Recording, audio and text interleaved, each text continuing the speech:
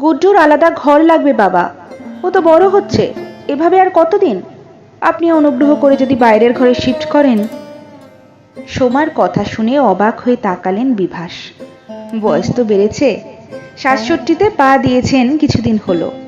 বাইরের ঘর মানে সোফা কাম বেডটিতে কিভাবে পারবেন?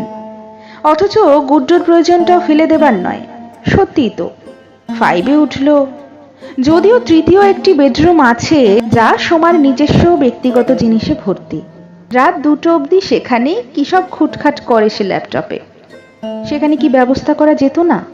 কাজ তো লিভিং রুমেও করা যায়, কিন্তু শোয়া? কিছুই বললেন না বিভাস। যদিও ফ্ল্যাটের মালিক তিনি, মোটা টাকা পেনশন পান, সংসারের সিংহভাগ খরচ তিনিই করেন, বিভাসের নামে সমস্ত ব্যাংক ব্যালেন্সও, তাই কারো কাছে হাত পাতার প্রয়োজন নেই তার।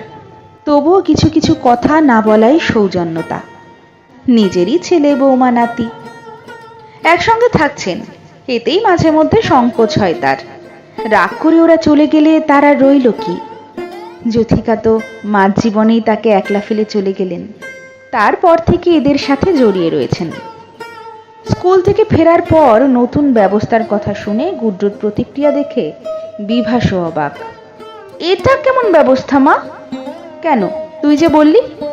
হ্যাঁ বলেছি, কিন্তু আমি কি বলেছি তুমি বোঝোনি। রাতে সোফা কাম বেডের অনভ্যস্ত পরিসরে ঘুম আসছিল না বিভাসের। হঠাৎ গুড্ডুর গলা, দাদু, ও দাদু, আমার একা শুতে ভয় করছে, চলো আজ থেকে তুমি আর আমি। না না রে দাদু ভাই, তোর মা আবার। আমি থাকতে তোমার কোনো ভয় নেই দাদু, এ নিয়ে আর একটাও কথা নয়। একটি 10 বছরের ছেলে কথাটা বলছে না 28 বছরের যুবক, তা বোধগম্য হচ্ছিল না বিভাসের। অবাক হতেও ভুলে যাচ্ছেন। চোখ দুটো এত বেইমানি করলে তো মুশকিল। ঘুমন্ত গুড্ডুর পাশে শুয়ে অশ্রু আর বাঁধ মানল না বিভাসের। অবহেলায় এক ফোঁটা কান্না আসেনি তার কোনোদিন, কিন্তু ভালোবাসার সঙ্গে কে আর কবে জিততে পেরেছে? এখন বিভাসের 85 চলছে। বয়সের ভারে নুজ্জ দেহ মন দুটোই। একজন সেবিকার আর এক রাঁধুনির তত্ত্বাবধানে একা থাকেন। বাজারঘাট রাঁধুনি করে, সাথে গোটা সংসারের দেখভাল। বিভাস কিছুই আর পারেন না। তন্ময় আর সোমা 3 বছর হলো চলে গিয়েছে তাদের নতুন ফ্ল্যাটে। তাকে দেখতে আসার অবশ্য সময় হয় না কারো। 3 মাস পর পর এসে তন্ময় ব্যাংকের টাকা তুলে নিয়ে যায়। 5 বছর পর পড়াশুনো করে আজ গুড্ডু আমেরিকা থেকে ফিরেছে শুনেছিলেন আগেই। করব না ভেবেও ফোন করেছিলেন সোমাকে, গুড্ডুকে একবার দেখার ইচ্ছে প্রকাশ করে। যদি যাবার ইচ্ছে, এক কথায় নাকচ করে দিয়েছে সোমা। এত দূর থেকে আসছে, ছেলেটাকে কদিন থিতু হতে দিন বাবা, নাতিকে দেখার দিন তো আর আপনার পালিয়ে যাচ্ছে না। মনটা খারাপ তাই বিভাসের। একটা বই পড়ার চেষ্টা করলেন, রেখে দিলেন। চোখে অনেক দিনই ছানি পড়েছে, একা যেতে পারেন না, কেউ নিয়ে যাবে না জানেন, কাকে বা বলবেন, কারোর সময় নেই, সবাই নিজেদেরকে নিয়ে ব্যস্ত।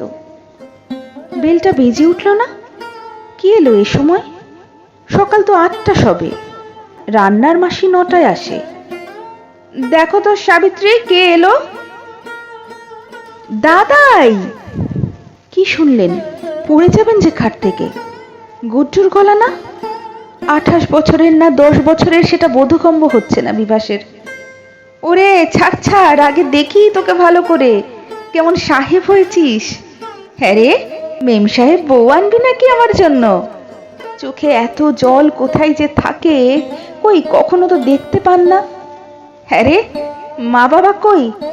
ওরা আনতে যায়নি তোকে? গিয়েছে, আমি ওদের চোখ এড়িয়ে উবের নিয়ে পালিয়ে এলাম। ভয় নেই, মেসেজ করেছি। আগে আমি আমার দাদাইয়ের কাছে আসব, তারপর কথা। থমথমে মুখে সিঁড়ি দিয়ে উঠছিল তন্ময় আর সোমা। পুরনো আমলের ফ্ল্যাট বাড়ি, লিফট নেই। আমার ছেলেটাকে তোমার বাবা চিরদিন কবজা করে রেখেছে। আহ, কি সব বলছো সোমা, চুপ করো, বাবা কিছুই করেনি। সেই একই রকম রয়ে গেলে, বাপের নাওটা। তেমন হলে একা বাবাকে ছেড়ে এ ফ্ল্যাট ছেড়ে নিজের ফ্ল্যাটে গিয়ে উঠতাম না, তুমি ভালো করেই জানো।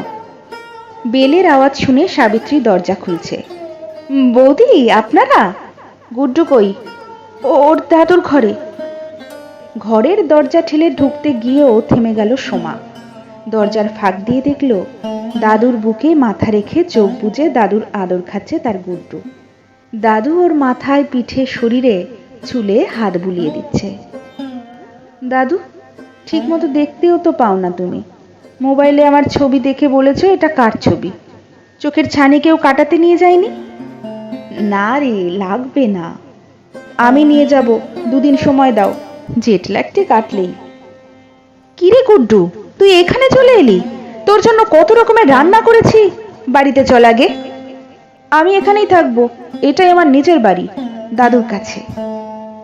অদ্ভুত এক হিম ঠান্ডা চোখে তাকালো গুড্ডু। তোমরা চলে যাও, বিকেলে গিয়ে দেখা করব, এখন স্নান করে ঘুমাবো। হতভম্ব সোমার সামনে দিয়ে ট্রলি ব্যাগ দুখানা টেনে নিয়ে পাশের রুমে চলে গিয়ে দরজা বন্ধ করে দিল গুড্ডু।